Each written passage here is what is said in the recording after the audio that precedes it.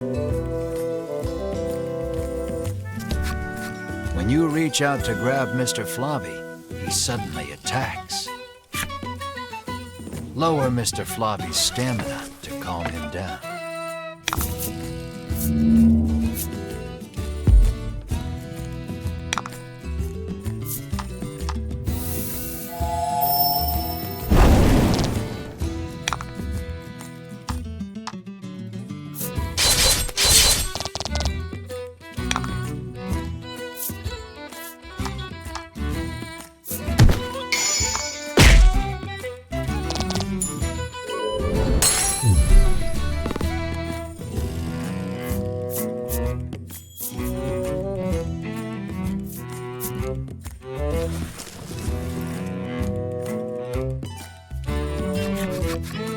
Exhausted from the fight, the raging Mr. Flobby finally stops attacking. But it seems he hasn't yet come to his senses. He glares warily at your party. Find something to help return Mr. Flobby to normal.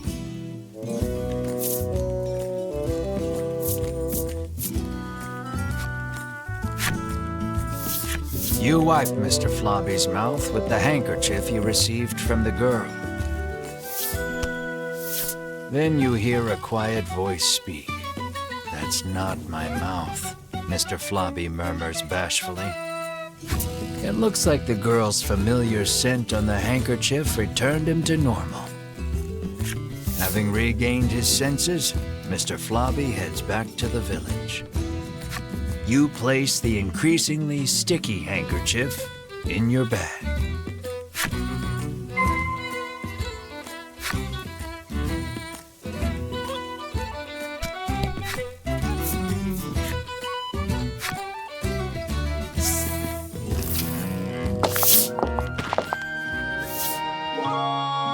Lappy approaches and tells you that Mr. Flobby has returned.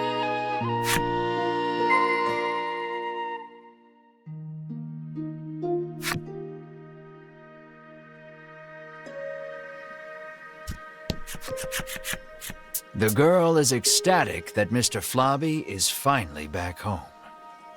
"I'm happy for you," Melanie says with a smile as she returns the handkerchief. The girl bows her head and thanks you deeply. Mr. Flobby looks as slimy as ever. You just hope it's a happy slime. The headman wants us to bring Mr. Flobby to him. Would you mind, you ask? Of course not, but bring him back soon, she answers with a bright smile.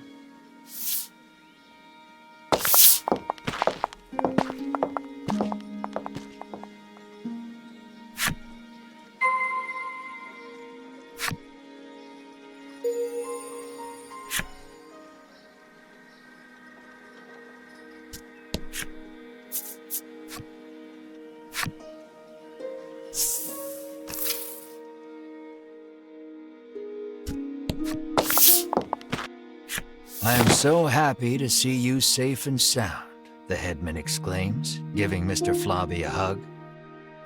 You explain everything that happened, including the incident with Vince and the Ivory Order. He expresses his relief that the Order will be taking care of the criminal. He then thanks you for your hard work and instructs his stewardess to prepare dinner for your party.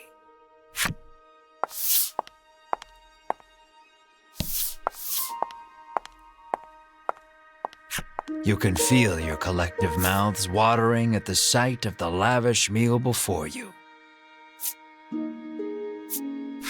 You, Mar, and Ridis immediately dig in.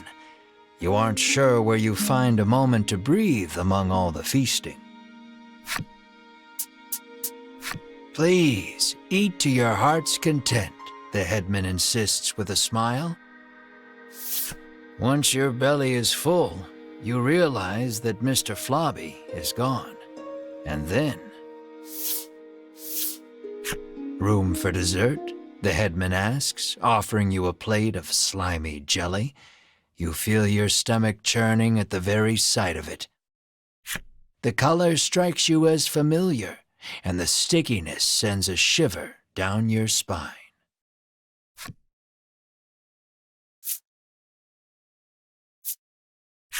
Is this Mr. Flobby?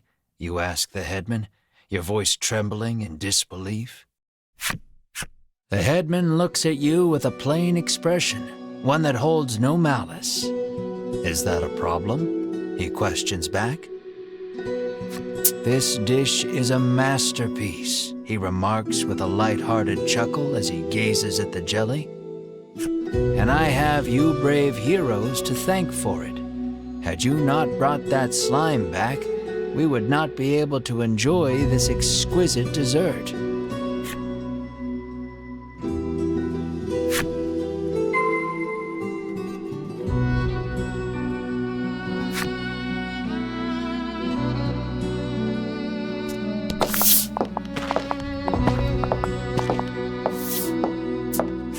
You move to leave, but the headman stops you. I try to get my meat while it's still young and tender, but at least your pet is very plump, he remarks, licking his lips. He points at Mar and asks, would you consider leaving that creature here with me?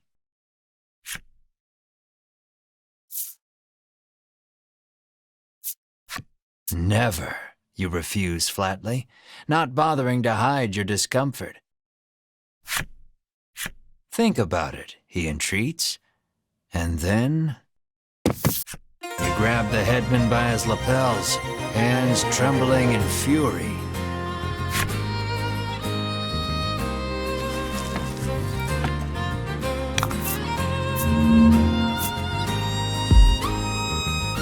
Don't hold back.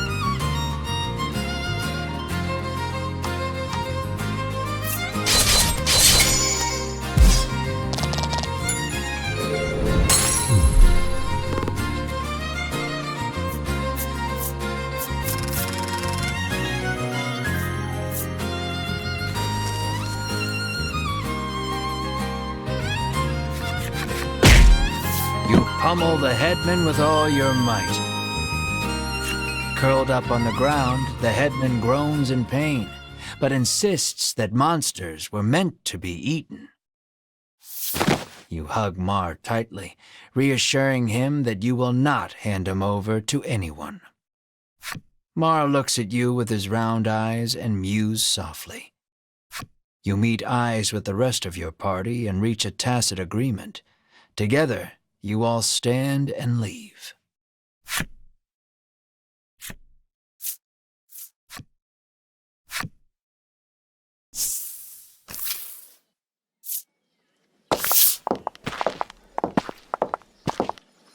As you are about to leave the headman's house, though, the old man suddenly charges at you from behind. But Mar, the keener of you two, is quick to block his path. With a crash, Mar and the headman tumble to the ground. From the headman's hand falls a small blade. It clatters to the ground, covered in blood.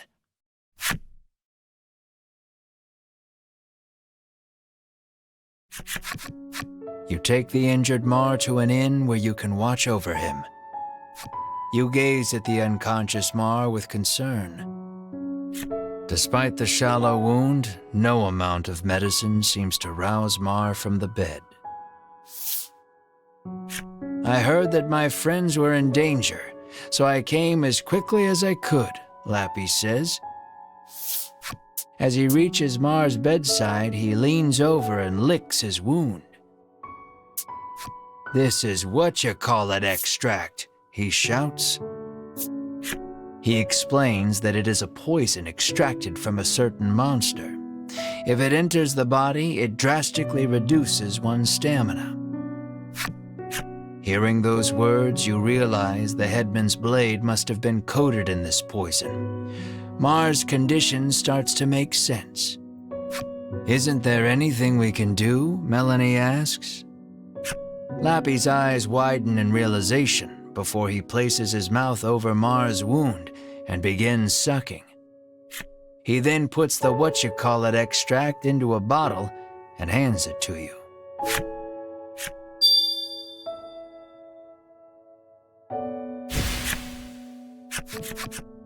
Lappy says that if you follow the road south of the village, you will reach Shoreland. He tells you to give the extract to the famous nutritionist there.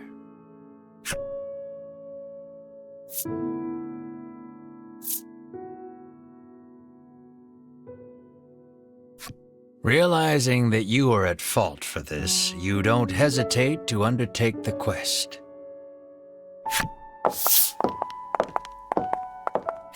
But this is strange. The extract comes from a monster, so it should have no effect on one, Lappy remarks with a curious tilt of his head.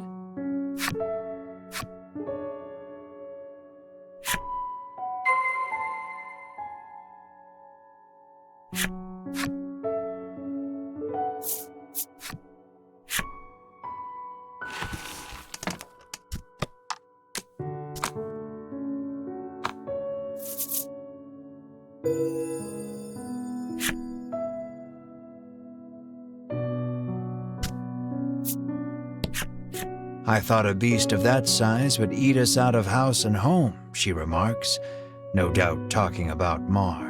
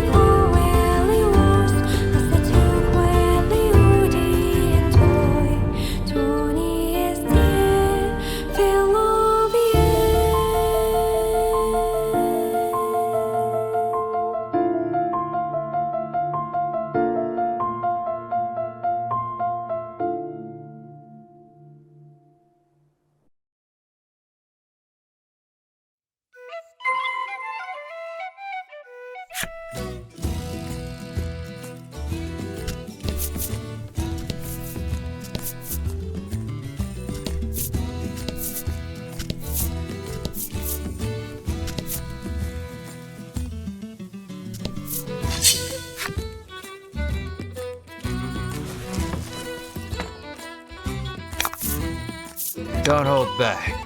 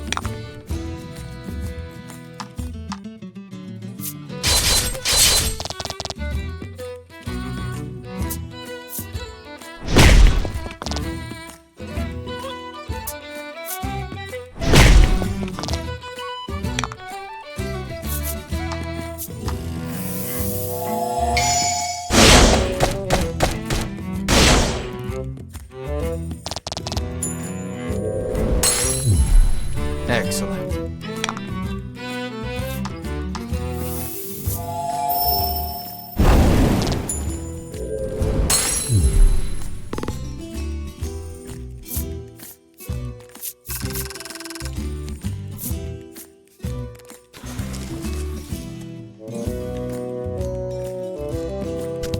The harbor is closed today. Anyone seeking shoreland should move 3 spaces to the southeast.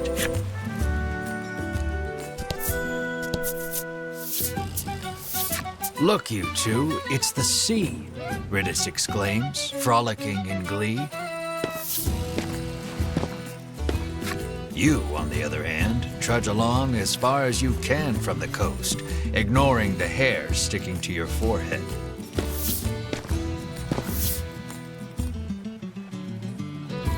Feeling something at your feet, you glance down. There's something underneath your boot. It appears you've stepped on a monster's cape, making it very upset. It attacks you in fury.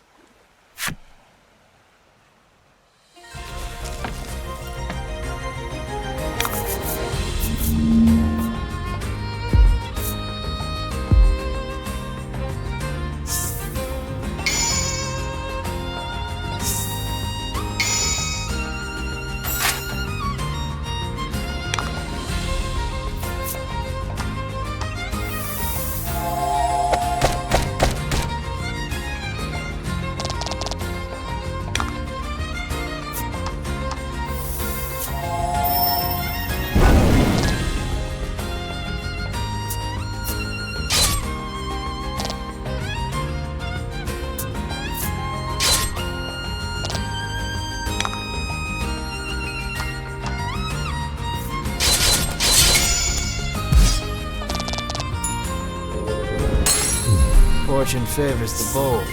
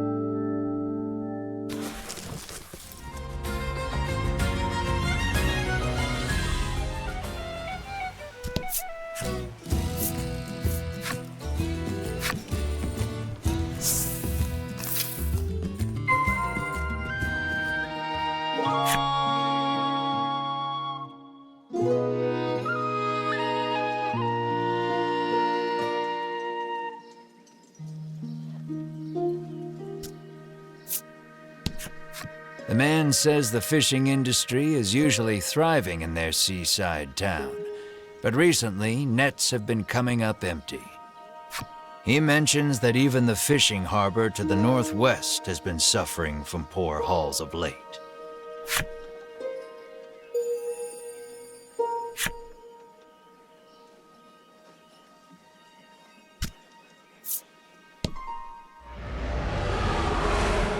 You hear a roar in the distance. According to the townsfolk, it is a very recent phenomenon. Rumor in the village has it that it might be the dragon. I can feel the dragon's presence. I must inform Lady Winifred, the knight mutters.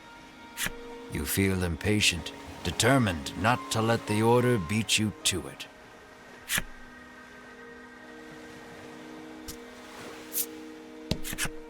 A troubled woman tells you that there has been a rise in thefts lately. She speculates the recession to be the cause. She claims that even the cold medicine she always has on hand has disappeared.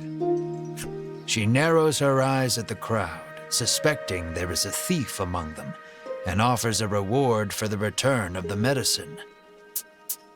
Your ears perk up at the word reward, and you immediately agree to help expose the dirty thief.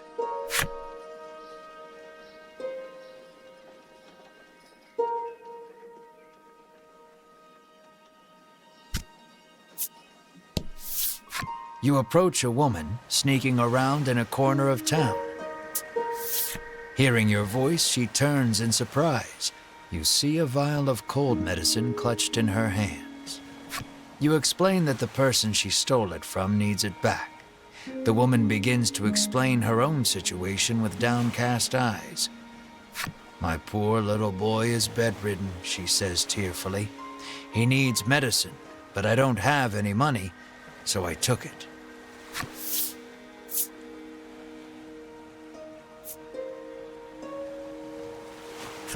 No matter the reason, theft is wrong. You ignore her excuses and take the medicine from her. "I'm sorry. I'm so sorry, my boy," she whispers, her voice breaking with tears as she totters away. You feel bad for her and her child, but know you must return the medicine to its rightful owner. Now to receive your reward.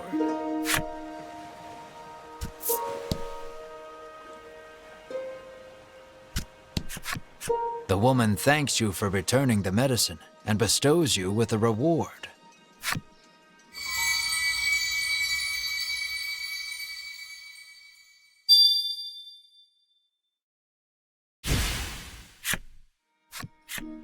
Unsure if you made the right choice, you return to your journey with a heavy heart.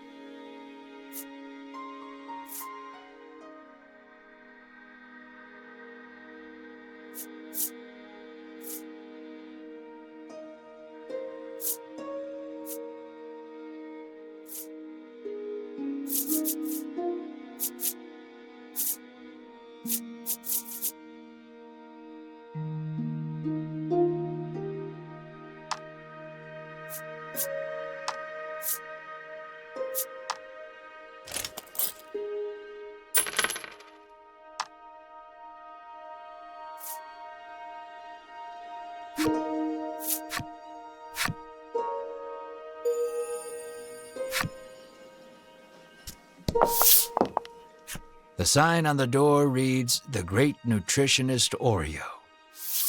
You open the door without knocking. "Is anyone home?" you call. A muscular man emerges from the back.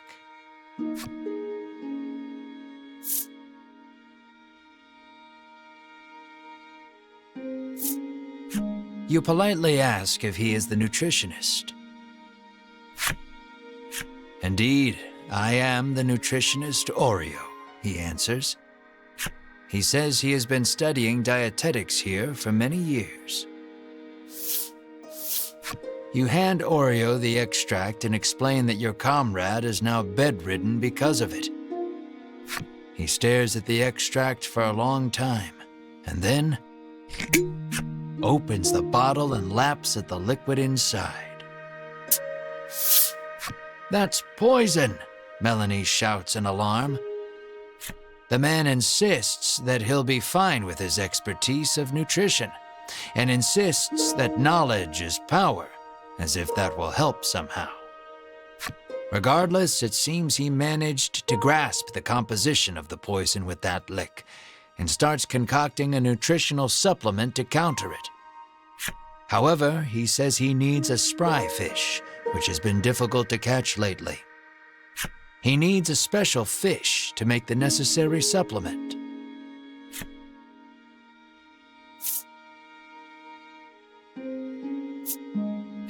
When he explains that you can catch one in the surrounding sea, Riddis confidently interjects.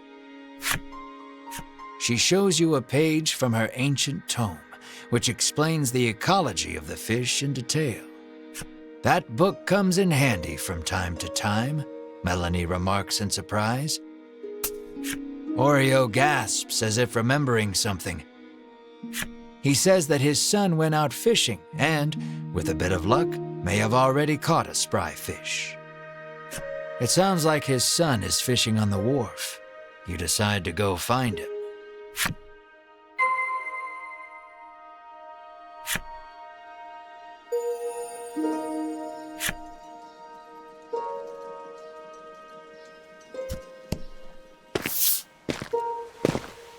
You see a young man with his line in the water and call out to him.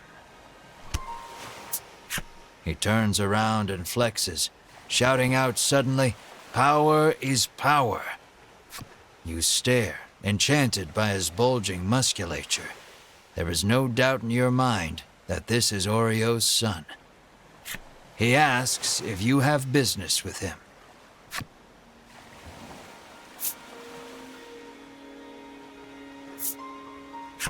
Though you are pretty sure of the answer, you ask the young man if he is the nutritionist's son.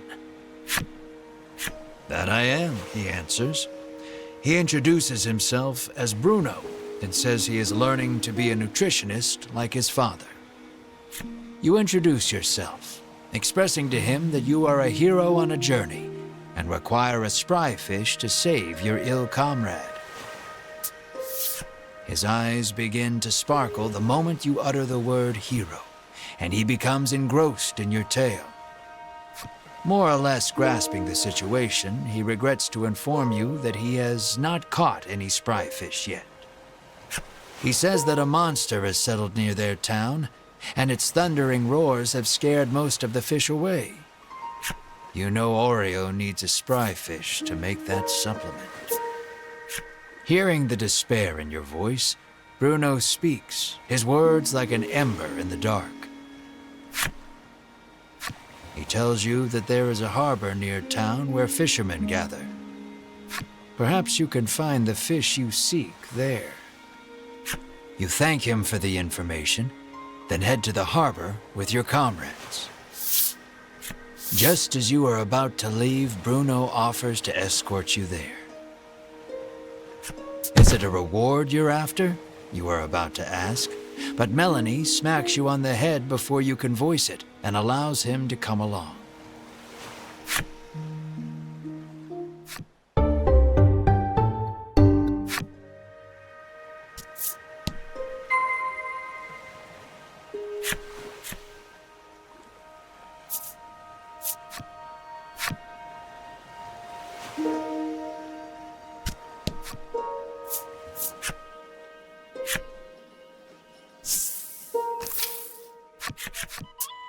Bruno looks ecstatic that he was allowed to join your party. When you ask him why, he tells you that his dream is to be an adventurer and has thus been training every day. But his father, famed in the world of nutrition, forced him into following in his footsteps. One desires strength, the other knowledge. Unable to see eye to eye, the two fight nearly every day. What will you ask Bruno?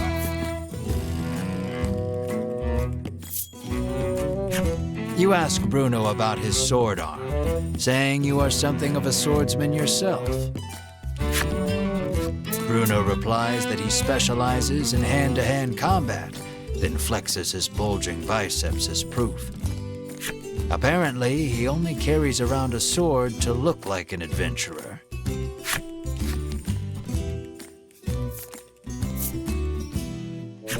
Curious about his attire, you ask why he does not wear armor. He confessed that he once wished for armor, but deemed it unnecessary after gaining so much muscle. In that moment, you realize something. While his passion for being an adventurer is true, he is dumber than a sack of rocks. The words "birds of a feather flock together" run through your mind, but you quickly chase them away, afraid of what that means for you.